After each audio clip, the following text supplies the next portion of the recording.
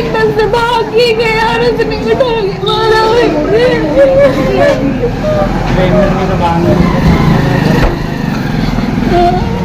FIR दर्ज नहीं हुई है।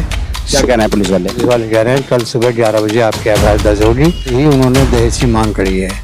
हम उनके आगे हाथ जोड़ते रहे, हमने जो देना था दे दिया, अब हमारे पास कुछ नहीं है देने के लिए। फिर भी बाद में 2 साल के बाद एक स्विफ्ट डिजायर गाड़ी दी हमने। अच्छा जी हाँ, जबकि हमने शादी पे उनको 11 लाख रुपए विदायगी पे दिए थे। उससे पहले हमने रिश्ता भी चढ़ाया था 2.5 लाख का। और उसके बाद में फिर गाड़ी दी। गाड़ी के बाद में फिर छूचक मांगा, एक बेटा हुआ लड़की के, तो हमने 5.5 लाख का छूचक भी दिया। योगी जी के पास भी एप्लीकेशन डाली है, थाने को भी दी है, कमिश्नर साहब को भी दी है, महिला थाने आयोग को है, और राष्ट्रीय महिला आयोग को भी दी है। सब में हम सुनवाई नहीं हो रही। अभी कोई सुनवाई नहीं हुई और ये आज इतना बड़ा हादसा हो गया। जेठ ने नदीम उसका नाम है, इरशाद बहनोई है, और उसके जो है सास ससुर और मेरी बहन के पति और उसके मतलब वो नंदोई वगैरह, इन्होंने जो है उसको इतना मारा है कि उसका गला दबाया गया है, डंडों से उसे पीटा गया है, बहुत मारा गया है। वो तब भी बेहोश हो गई, पास वालों ने आके उसे बचाया।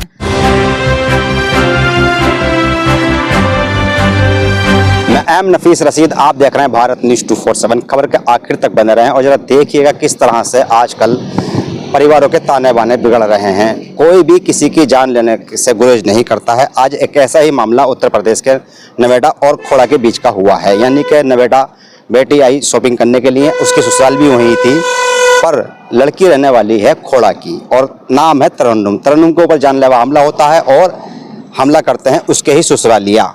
ये ऐसा ट्विटर के जरिए बताया गया। मैं ट्विटर का स्क्रीनशॉट दिखा रहा हूँ आपको कि इस तरह से एक वीडियो और दरख्वास्त वायरल की जाती है और गुहार लगाई जाती है उत्तर प्रदेश पुलिस से, नवेदा पुलिस से, के लड़की के संदर्भ में पूरी तरह से यानी कि कार्रवाई करें। परिवारजनों से मिलने आ गया हूँ। हॉस्पिटल है ये। क्या नाम है बीज आपका? अंजुम। अंजुम जानना चाह रहा था कि तरन्नुम का नाम बताया जा रहा है। ये जो बहन है आपकी? मेरी बहन है। क्या हुआ है, पूरा घटनाक्रम बताइएगा। सर वो जो है शॉपिंग के लिए गई थी मामूरा, जहाँ पे उसकी ससुराल भी है, वहीं पर वो शॉपिंग के लिए गई थी। लेकिन क्या हुआ, वो अपने भाई के साथ गई थी। क्या होता है कि उसके जो है मेरी बहन के हस्बैंड मिलता है और वो कहते हैं कि घर चल और तेरे से जो है बात करनी है कुछ, ठीक है, और पहले से ही केस चल रहा है। आप इधर आ जाइएगा, एम्बुलेंस आ रही है, थोड़ा सा उसको रास्ता मिल जाएगा। तो हाँ बताइएगा। हाँ, तो वो जाती है, ठीक है, और बोलते हैं कि चलो तेरे से कुछ बात करनी है, और भाई को मेरा बाहर ही खड़ा करते हैं, उसको अंदर ले जाते हैं और अंदर ले जाके उस पर इतनी ज़ोर से मारते हैं, इतनी ज़ोर से मारते हैं, बहुत ही ज़ोर से मारते हैं कि इतना ज़ोर से मारा है कि वो पूरा लहू लहान है। अभी तक उसको होश नहीं है, 6 घंटे वो बेहोश ही रही है, अभी भी बदहवास हालत में है वो, उसे कुछ भी समझ नहीं आ रहा है। अब हॉस्पिटल में भर्ती है वो? हाँ, अब हॉस्पिटल में अभी पोजीशन है उसकी? अभी भी मतलब बदहवास है, कुछ भी उसे समझ नहीं आ रहा है। थोड़ा बहुत है कि बता रही है कि मेरे साथ ये हुआ है, लेकिन अभी भी ठीक से नहीं बोल पा रही है वो।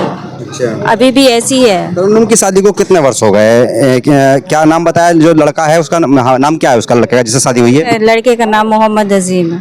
अजीम? मोहम्मद अजीम ही लिखा हुआ है शायद ट्विटर पर। तो अजीम से शादी हुए में कितने वर्ष हो गए तरन्नुम की? ये उनकी शादी जो है 14 मार्च 2020 को हुई थी। ठीक है, लगभग अभी 4 साल हो जाए, लगभग 4 साल हो जाएंगे। तो बच्चे भी हैं इनके पास? हाँ, उनके पास एक बेटा है जो कि शादी के 2 साल बाद हुआ है। अभी जो है वो 2 साल मतलब 2.5 साल का हो जाएगा। तो ये सब मतलब हुआ कैसे? क्या लड़की चलो मार्केट शॉपिंग करने आई थी, तो केस चल रहा है, क्या चल रहा है? पहले कोई लड़ाई झगड़ा? और उनका केस चल रहा है, पहले भी लड़ाई झगड़ा हुआ है सर। उसको मतलब शादी के बाद से ही परेशान कर रहे हैं, लेकिन अभी क्या हुआ है कि उसको एक बार तो 10 तारीख में मारा गया। 10 जून 2023 को उनके सास ससुर ने, लड़के ने, सब ने, जेठ वेठ जो भी थे उनके ससुराल में, सब ने उसको मारा। ठीक है, उस पर रिपोर्ट हुई। उसके बाद में जाके फैसला कर लेते हैं, जो हो गया सो हो गया। उसके बाद में फिर क्या करते हैं, फिर लड़की को ले जाते हैं 23 तारीख सितंबर का महीना 2023 को लेके जाते हैं गांव। उनका गांव है कनपुरा लेके जाते हैं। वहाँ पे इतना बुरा मारा है उसको कि उसका गला घोटा गया। कहाँ है ये कनपुरा? ये जोया अमरोहा के पास में है, डिडोली थाना पड़ता है। अच्छा। हाँ, वहाँ पे है ये। वहाँ पे उसको जो है उसके जेठ ने, नदीम उसका नाम है, इरशाद बहनोई है, और उसके जो है सास ससुर और मेरी बहन के पति और उसके मतलब वो नंदोई वगैरह, इन्होंने जो है उसको इतना मारा है कि उसका गला दबाया गया है, डंडों से उसे पीटा गया है, बहुत मारा गया है। वो तब भी बेहोश हो गई, पास वालों ने आके उसे बचाया। नहीं तो ये जो लड़की थी यहाँ नोएडा में थी, अब जो थी नोएडा में थी ना, तो नोएडा में थी। उसके बाद में हमने केस किया है। हाँ। उसके बाद में हमने केस किया है। अभी केस ही चल रहा था कि अभी ये दिक्कत हुई। आज जैसे वो गई कि बोला या तो केस वापस ले लो वरना मैं तुझे जान से मार दूंगा। आप लोग खोड़ा में रहते हैं, दिल्ली के नज़दीक है, ये भी चलिए नज़दीक दिल्ली का ही है। यहाँ क्या करना आई थी लड़की, जो कि जब केस चल रहा है? तो हाँ, यहाँ पे वो शॉपिंग के लिए आई थी। तो शॉपिंग ही होगी इतनी दूर और ससुराल के पास में आके? हाँ, वो वहीं पे आई थी शॉपिंग के लिए, क्योंकि वो वहाँ से पहले से खरीदती है तो इसलिए वो वहाँ पे आई थी। आती जाती रहती है, ऐसा कुछ नहीं है। तो वो वहाँ पे ही आई थी। उसके बाद में उसके पति मिले और बोले कि चल घर चल, तेरे से बात करनी है। उसके बाद में भाई को बाहर ही खड़ा किया और बोले चल अंदर चल, तेरे से बात करनी है। और अंदर जाके जेठ, नंदोई, सास, ससुर और मेरी बहन के खुद पति, उन्होंने जो है उसको मारा है, बुरी तरह मारा है। आपकी बहन के साथ में आपके भाई भी थे या अकेली थी यहाँ पर? भाई को बाहर ही खड़ा रहने दिया, अंदर सिर्फ बहन को बुलाया कि तेरे से बात करनी है। अच्छा। हाँ, भाई को अंदर ही बाहर ही खड़ा कर दिया, बहन को अंदर ले गए और वहाँ पे उसको मारा गया है। किसी धारदार तेज से मारा गया है कि पूरा उसका खून में सनी हुई है और 5-6 घंटे से होश नहीं था उसको। अभी भी उसकी कंडीशन ऐसी है, चक्कर आ रहे हैं, बोल नहीं पा रही है सही से और ना ही उसका शोल्डर उठ पा रहा है, ना ही कुछ हो रहा है। कुछ मालूम हुआ कि पुलिस कोई इन्फॉर्मेशन दी गई तो क्या कोई कुछ लिखा कि उसको गिरफ्तार किया गया या नहीं किया गया है लड़के को, अजीम जो है? अभी तो सर मैं तो यहीं पर हूँ मेरी सिस्टर के साथ में। बाकी उसको बता रहे हैं कि हाँ गिरफ्तार किया गया है। बाकी ये सूचना है आपके पास में? ये सूचना मुझे मिली है कि हाँ उसको गिरफ्तार किया गया है, लेकिन अभी मैं अपनी बहन के पास हूँ, बस उसी में लगी हुई तो हूँ। बहन के साथ में आप है, फिर भी थाने वगैरह कोई गया तो होगा आपके घर से? मेरे घर से मेरे वालिद साहब है, मेरे भाई वगैरह हैं, पड़ोसी हैं, वो लोग गए हुए हैं। उनसे कोई बातचीत हुई आपकी? अभी मेरी तो मेरे पापा से ही बात हुई क्या है। बताया उन्होंने थाने में, क्या चल रहा है, क्या हुआ?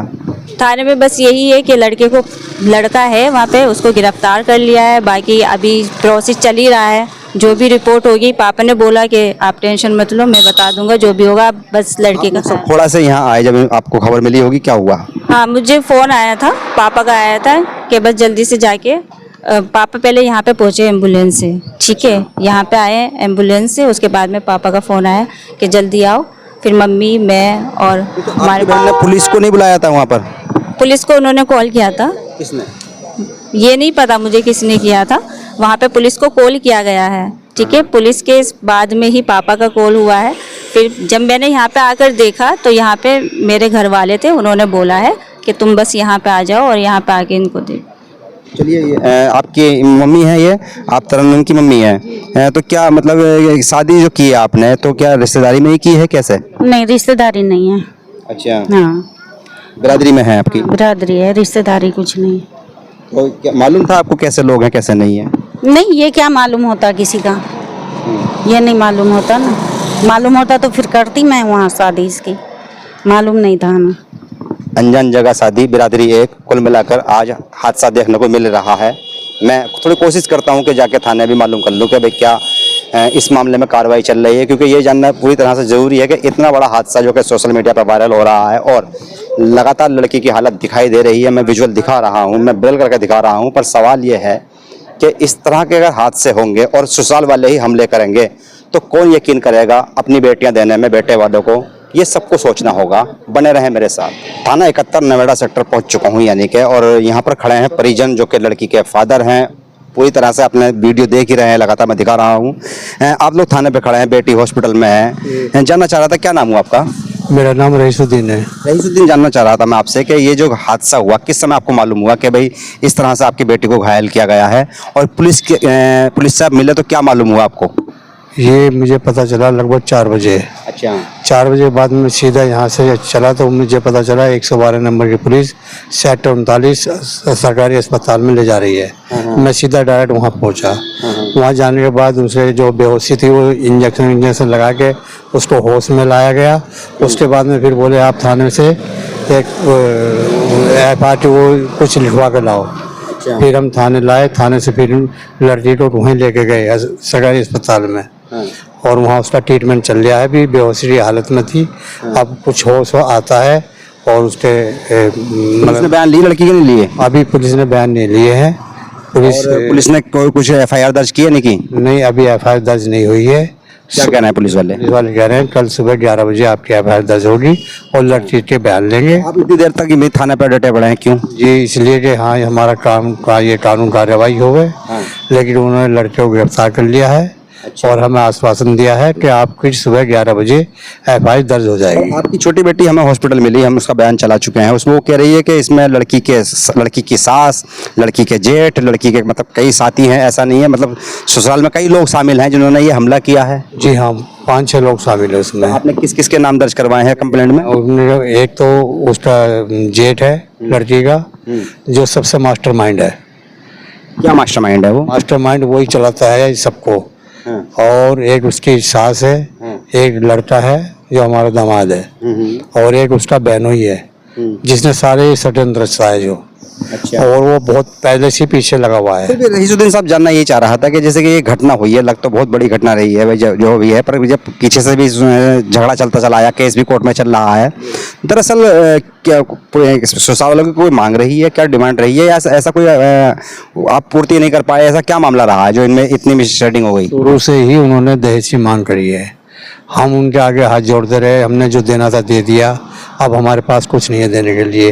लेकिन फिर भी बाद में 2 साल के बाद एक स्विफ्ट डिजायर गाड़ी दी हमने। अच्छा। जी हाँ, जबकि हमने शादी पे उनको 11 लाख रुपए विदायगी पे दिए थे। उससे पहले हमने रिश्ता भी चढ़ाया था 2.5 लाख का। और उसके बाद में फिर गाड़ी दी, गाड़ी के बाद में फिर छूछक मांगा, एक बेटा हुआ लड़की के, तो हमने 5.5 लाख का छूछक भी दिया। अच्छा, इतना सब कुछ हुआ है तो रहीसुद्दीन साहब समझ में आता, थोड़ा सा जानना मैं भी चाह रहा था कि आप लोग समाज में ही रहते होंगे, समाज के चारों तरफ रिश्तेदार भी होते हैं।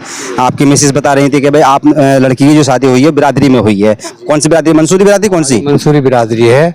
और मैंने बहुत अच्छी शादी की है। 45 लाख रुपए की मैंने शादी करी है।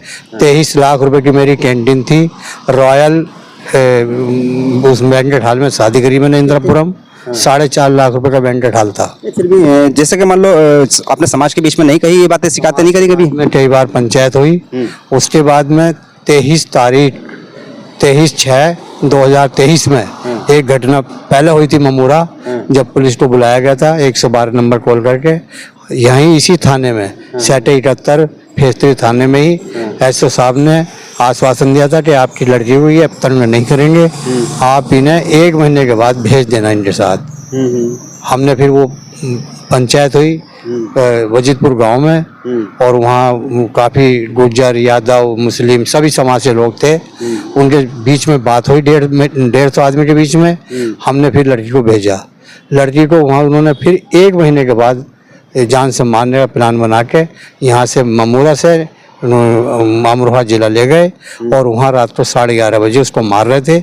जब उसकी चीख निकली तो पड़ोसियों ने आके उसको बचाया। तो वो मुकदमा दर्ज है हमारा पिछले साल का। और लड़की का बयान चल रहा था, बयान होना था। 3 बार से ये धमकी दे रहे हैं, और लड़के ने शादी भी कर ली। उसके बाद भी मतलब 1 महीना हो गया शादी करे हुए भी। ये आपको मालूम है? हाँ हाँ जी मालूम है। जिला रामपुर से शादी करी है। हाँ, और शादी कर ली और धमकी दे रहा है, या तो हम हमारा पीछे छोड़ दो, नहीं हम तुम्हें जान से मार देंगे। लड़का क्या कारोबार करता है? लड़के का कारोबार जूस का है और रजाई गद्दे का है। अच्छा। और अब से 15 दिन से हम सब में हमने योगी जी के पास भी एप्लीकेशन डाली है, थाने को भी दी है, कमिश्नर साहब को भी दी है, महिला थाने आयोग को है, और राष्ट्रीय महिला आयोग को भी दी है। सब में हमारी सुनवाई नहीं हो रही। अभी कोई सुनवाई नहीं हुई, और ये आज इतना बड़ा हादसा हो गया। जबकि कल तारीख पर नहीं गई लड़की, उससे पिछली तारीख थी उस पर भी नहीं गई लड़की, डर के मारे। जी हाँ। आप क्या चाहते हैं? आप ये थाने पे आए हैं, आप चाहते हैं सरकार हमारा इंसाफ दिलाए हमें। हम बिल्कुल तंग आ चुके हैं इनसे। ये लड़की के फादर हैं जो कि घायल अवस्था में दिखाई दे रही है आपको। लड़की भी बोलने की स्थिति में नहीं है। मैं खुद हॉस्पिटल पहुंचा, 2-3 जगह मुझे बयान देने पड़े, और मैं ये कोशिश कर रहा था कि पूरी सच्चाई जान लूँ मैं। पर जिस तरह से परिजन बता रहे हैं, उनका कहना साफ साफ यही है कि हर जगह गुहार लगाने के बावजूद भी कहीं से कहीं तक भी कोई इंसाफ नहीं मिला। और आज हालत ये हो चुकी है कि लड़की को इतनी बुरी तरह से घायल कर दिया कि लड़की अभी तक होश में नहीं है। आप वीडियो में साफ देख सकते हैं कि लड़की चिल्ला भी रही है और खून से लथपथ है। ये मामला कई सालों से चला आ रहा है, जब से शादी हुई है, जब से बिगड़ खाता चला आ रहा है। देने में इन लोगों ने कोई कमी नहीं की, पर फिर भी यही कहा जा सकता है कि सामाजिक तानावाना, या यूँ कहा जाए दहेज के लोभी ससुराल वालों ने इस तरह हत्या करने की कोशिश की कि एक लड़की ख़त्म हो जाए, और शादी तो वो कर ही चुका है दूसरी, इसलिए लड़की उसे ये भारी लगी। मैं एम नफीस रशीद, आप देख रहे थे भारत न्यूज़ 247।